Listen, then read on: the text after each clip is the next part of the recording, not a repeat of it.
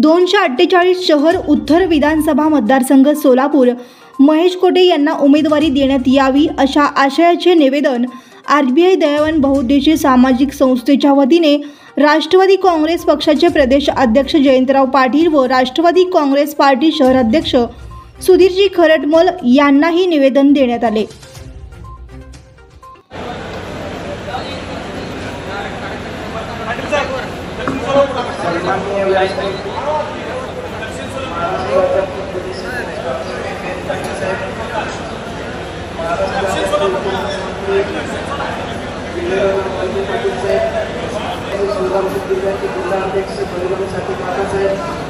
सोलापूर जिल्ह्याचे व्हिडिओ सांगितलं होतं त्यांनी काढायला शेखर माने साहेब।